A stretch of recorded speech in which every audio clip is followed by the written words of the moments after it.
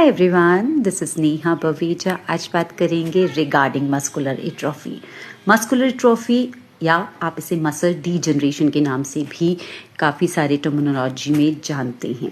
Muscle degeneration is basically a situation जहां आपकी body की मसल्स जो हैं वो उनका स्ट्रेंथ कम होने लगता है। मसल लॉस होने के कारण उनमें स्टेबिलिटी कम हो जाती है और आपकी मसल्स धीरे धीरे जो है वो वीक होने लगती हैं। इसका बहुत से कारण हो सकते हैं। सबसे पहले जैसे जैसे हमारा एज बढ़ता है, automatically once you reach stage of 30+ and once you cross the age of 60, so automatically ये मसल मास का लॉस जो है वो होना बहुत कॉमन है विद एज, जो बहुत यूजुअली होता है।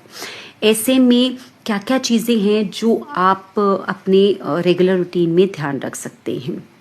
Number one, being physically active is something which is not really going to strengthen up your body muscles, but at the same time it is going to strengthen up your brain also. आपके brain की activity को बढ़ाता है, आपके body के हर cell को बहुत अच्छे से ऑक्सीजनेट करता है एंड आपकी मसल्स की स्ट्रेंथ को बढ़ाता है। इसके लिए आप कार्डियो एक्सरसाइजेस कर सकते हैं, साइकिलिंग कर रहे हैं, ब्रिस्क वॉक कर रहे हैं, जिमिंग कर रहे हैं।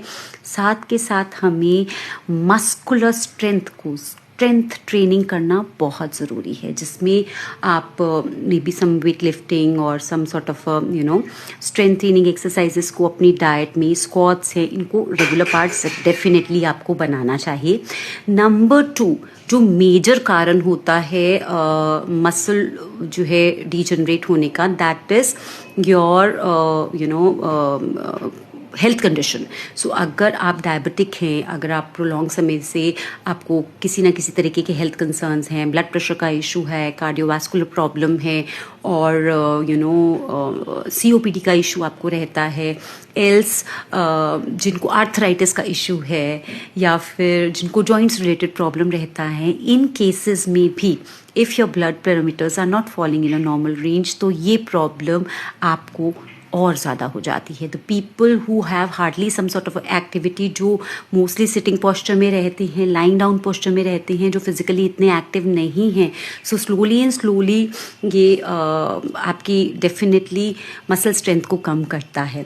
एक चीज़ आपको डेफिनेटली ध्यान रखना है डाइट से रिलेटेड, कि आपके डाइट में प्रोटीन का कंटेंट बहुत अच्छा हो, because it again plays a major role. So आप कोशिश कीजिए कि आपकी हर मील में एटलीस्ट 20 से 25 ग्राम प्रोटीन आप ज़रूर कंज्यूम कर रहे हैं in all the major meals जो आप ले रहे हैं। तो जितना अच्छा आप प्रोटीन डाइट में लेंगे, जितना अच्छा आपका विटामिन डी कंटेंट रहेगा ब्लड पैरामीटर्स में, ऑटोमेटिकली ये चीज़ों को आपको अपने मसल्स को स्ट्रेंथ करने में और इन चीज़ों से कोप अप करने में आप डेफिनेटली इम्प्रूवमेंट देख सकते हैं।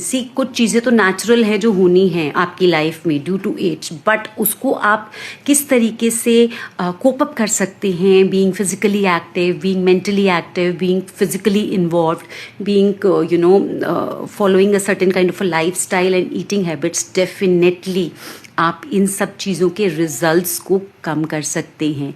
वेट मैनेजमेंट भी बहुत ज़रूरी है, बिकॉज जितना वेट ज़्यादा होगा आपका, डेफिनेटली आपके मसल्स पे भी एक मेजर इम्पैक्ट डालेगा with the age. Take care, stay healthy.